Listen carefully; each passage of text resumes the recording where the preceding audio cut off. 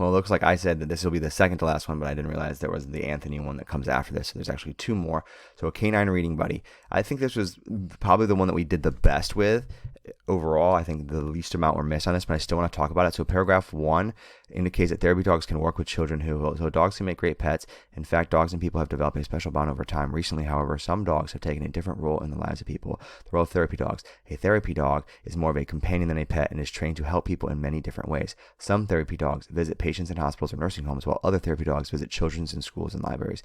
These therapy dogs have an important role. They are there to help children become better readers. So that this is indicating that they need extra help practice reading, because it says it right here. They are there to help children who need to become better readers. Okay. Again, our summary should have led to that. Paragraph 2, which question is answered in paragraph 2? This is kind of a tougher one, but if you look here, dogs, the right personality for the job. Okay. They also say that there are tests that they have to go through, and they must, of course, be able to be around people. So this to me is all about a dog's personality or their traits. What traits must a dog have? It must be obedient. It must be able to be around people. It must be easily trained. It must be able to sit there and be a therapy dog. It's not easy to be a therapy dog. In paragraph 4, right, we want to look at the word circumstances. A few children might be allergic for dogs or afraid of them. Some children might have cultural traditions that prevent them from touching a dog. In these circumstances, other animals are available, such as cats, rabbits, guinea pigs, and in one program, an African gray parrot. Okay, so in my opinion here, in these situations, other animals are available, because to me it's a situation. It's a situation because it's a time where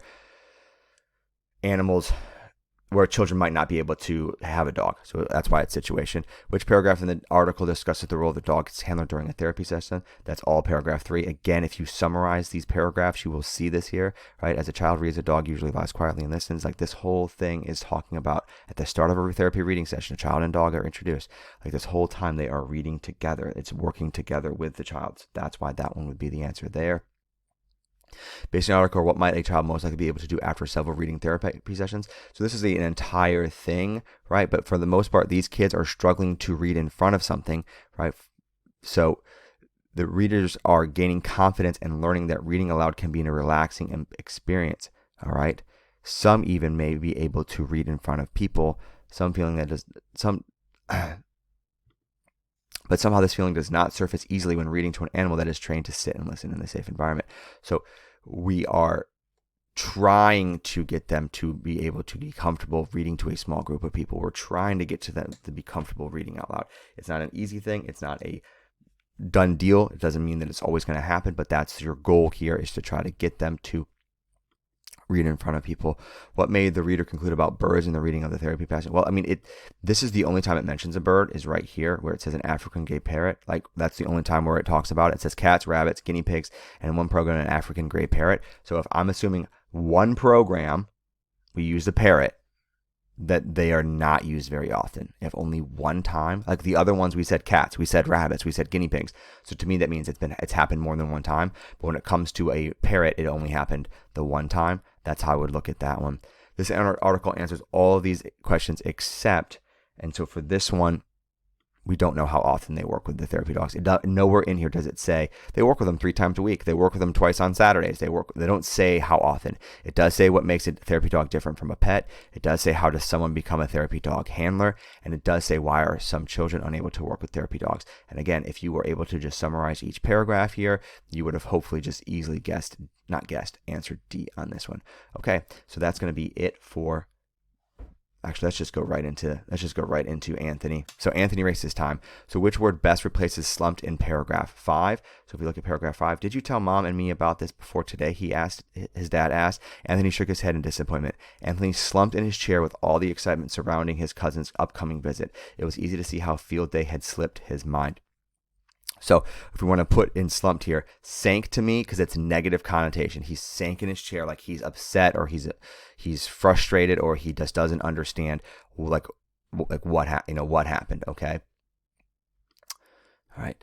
Which sentence is the best summary of paragraph 10? I mean, man, if we were just doing our summaries, hopefully we just knocked this out of the park. So Anthony leaped from his chair with a loaded spring and hugged his mom, catching her by surprise. Then he looked at the list of chores and thought about how long it would it would take to complete each one. Even though Anthony wanted to go to the grocery store, he decided that he should stay home with his dad and sister to complete the other jobs. The children started talking about how they would divide the chores as their mom took the grocery list and walked down the door. I bet I'll be back before you're finished, she teased. And so when we look here at question number 41, Anthony and his family assign duties, right? He's not amazed. He's not amazed by his mom and dad. His mom's not preparing to go shopping. His dad does not offer to stay home.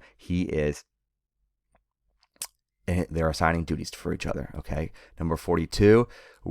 Which of these two are the tasks for Saturday? So if you go back and you look specifically at the tasks, which I believe the tasks kind of get started here. Okay. And then when do they end? They end when they unpack the car, right here. Okay. If you go here and you look at the tasks, these are the tasks here.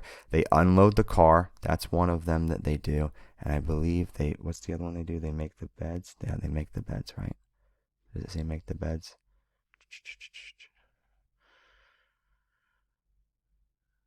And then it's both made their beds. There it is. Made their beds. Okay. All right. Next.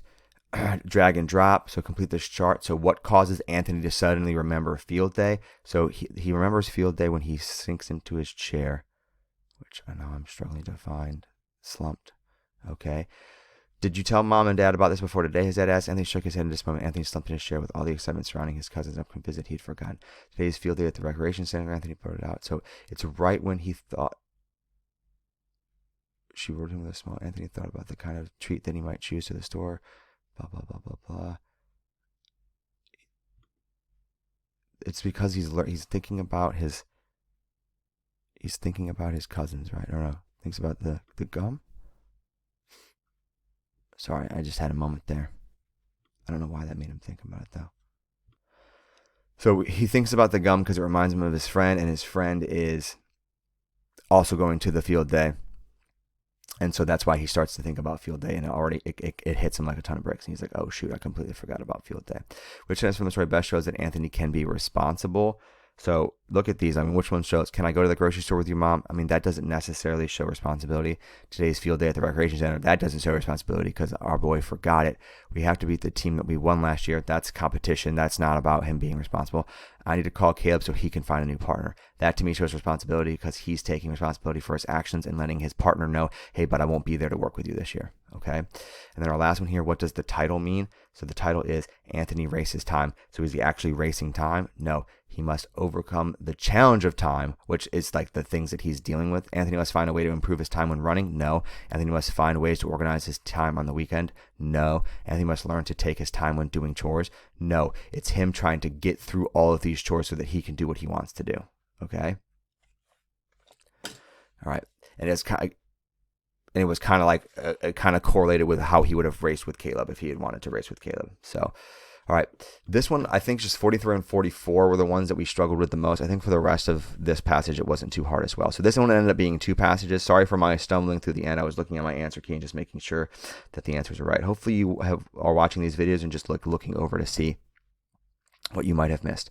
All right, everyone, thank you.